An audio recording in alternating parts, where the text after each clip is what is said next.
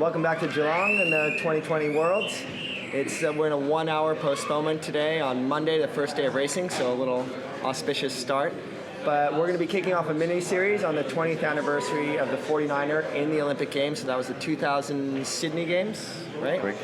And I have two awesome guests with me, Barry Johnson and Chris Nicholson.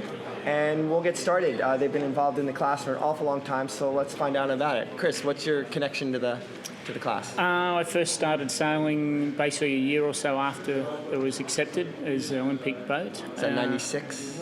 Somewhere in there? Yeah, I might have been a little later. I was about 98, I think, when I started. Okay, cool. Well, 97? 97, Yeah. when Been a in while. Perth It's was a your while first, ago. was the first Worlds, Yeah. yeah. Yeah. So, I guess almost since its inception. And then did the two Olympics in Sydney and Athens. And then I've been, a bit elsewhere for a while and just back now doing some coaching with the Australian team. Australian 49er team? Yes. Wow, awesome. Yeah. Really cool. And Yeah. have you been coaching 49ers in and out over the past bunch of years, or no? Oh, No. cool. No, literally would occasionally just go for a little sail for fun. But no, haven't. And before I've been well removed. Before the 49er, were you sailing at in the Olympics or at a high level, or? No, I had a little look at tornadoes, but to be honest with you, there wasn't anything that was appealing. Right. Cool. Nice. And Barry, your connection to the class? Is that a big question or a little question? Oh, it's a small question, but like Chris, I've been involved since the start, and I've been the measurer ever since the boat became an international class, or a World Sailing ISAF class. Right. For the first 2 years, we were an Olympic class, but not a World Sailing class. And then you've got to go through a process of getting it accepted as a World Sailing class, and which we did in 1999. And so the Melbourne Worlds in 1999 were the first actual event whereby we were actually a World Sailing class. It's just the process that we've got to go through. Right. And was that here in Geelong or over across the bay? No, we were up the top of the bay. We were up at Williamstown, and it was pretty hairy, wasn't it, Chris? Did you win? Did you win that world? Yes. You won the first three? Yeah.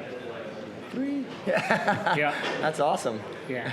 Yeah. It's good times. And so you've been involved with the class on a little different side. Yep. Well, first question is, was Chris always above board? No measurement issues? Yeah, they all were. To be truly honest with you, we had some of the guys, and I won't mention names, that went to the limit. Yeah. But there was always there was more. I think it was more to bait me than anything.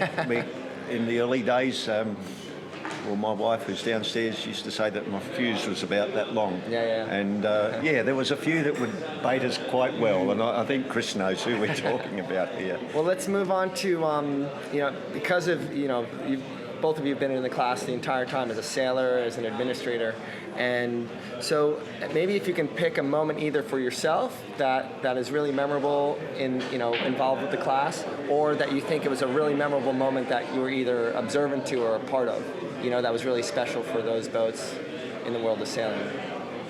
Can you think of one, maybe for yourself, maybe a moment in the boat?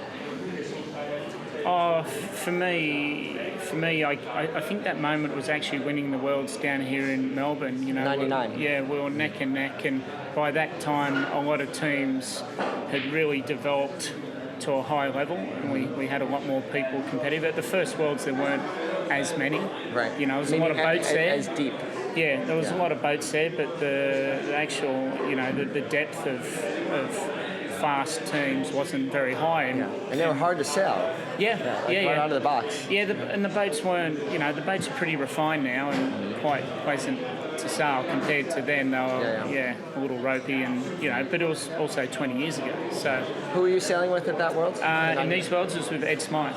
Okay, who's here? Who's also here coaching, And were you just leaps and bounds ahead, or did you have a technique that you both worked on? No, it was just a combination of, we'd been doing a lot of racing at high level, a lot of training, a lot of work, and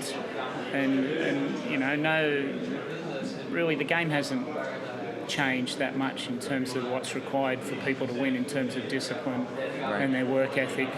and their skill sets. So Did you go through that world's like pretty comfortable, head down the whole way? yeah, we Feeling good, or did you have any moments? we were always right up there, and it Right. just kind of came down to the last race. Right. I think any regatta that you can knock on the head on the last race is pretty special. Yeah, absolutely.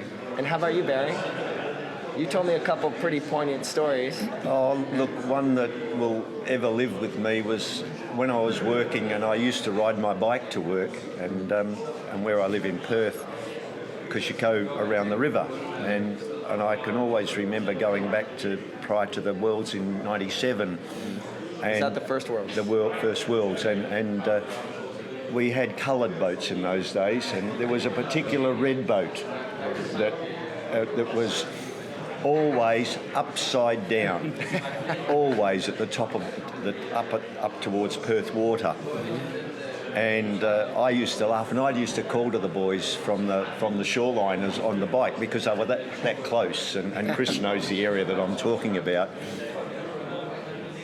Well, those two sailors developed quite a lot over the next couple of years and finished up winning the first gold medal, and that was Jyrki Järvi and Thomas Johansson. From Finland.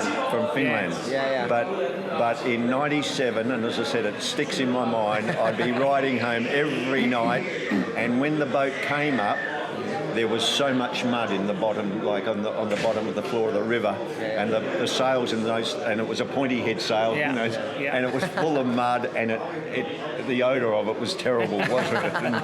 But they learnt, but they persevered and persevered and persevered.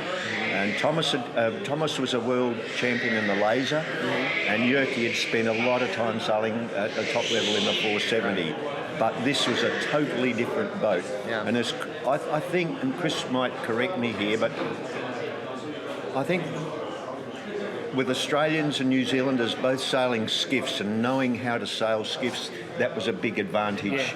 Yeah. And Right out of the box. yeah, and also we had the McKee brothers as well knew how to sail skiffs as well. Yep. So, as Chris quite rightly said, in the Perth Worlds there was, sure, we had a good fleet of sailors there and a good fleet of boats, etc.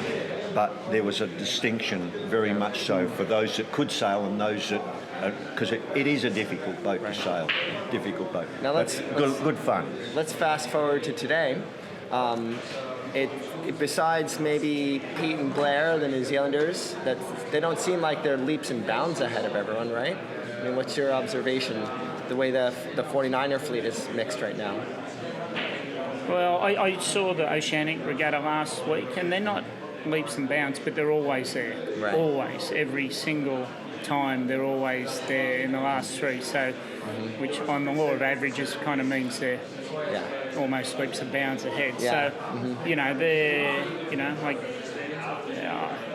super great skills. I remember training with them back in the Worlds in Garda when they hadn't made it yet, but it was pretty clear that they would. What was it? Did you notice something specific? Maybe just the trajectory at which they were gaining skills? They're just smart. They were working on all kinds of areas of their sailing that were probably almost 3 months, 6 months in advance of where they currently were. Right. They're really good foresight for what they needed to do. Considering things that they haven't even yet gotten to yet. Yeah, pretty much. And now, now they can bounce from Volvo to America's Cup back to 49er, so they keep it really fluid and really interesting, so they won't get stale. So they look like they've got a really nice balance. And what is it about these boats? There's a disproportional number of professional sailers and other great sailers in the world that have come through the 49er FX, we'll mention, and the 49er. Is it something about the boat? I mean, someone told me that compared to the speed of the NACRA, the 49er doesn't have that top end speed, but it's more nimble. So actually, it's more there's more faster decision making because you can tack quicker. Does that make sense? Like all these things contribute to the boat being really hard but producing great sailors. I think that it's an athletic boat, and the guys today, with no disrespect to the earlier guys, they are. No, I know. Chris and Ed were very fit, and most of the guys at the top level. But we've got now we've got everyone right from the top to the bottom. They're all fit. They're very focused on what they want to do. Right. But if I can just go back to Pete and Blair, but even all of the top New Zealanders, there's a very good group of New Zealand sailors. Yeah. They just chip away. They don't take risks. Right. Like our courses are short, and they don't take any risks. They just chip and chip and chip. And we saw that in Auckland when they lost the tiller extension. Okay, they had to pull out, but it didn't fluster them or anything like that for the next race, which followed 10 minutes later. Right. They just got on with it, you know, and that's probably a big advantage. That's something that they've got, and they complement each other so well. They complement exceptionally well. There's a good future for them. We've got a good future here too in Australia, I think.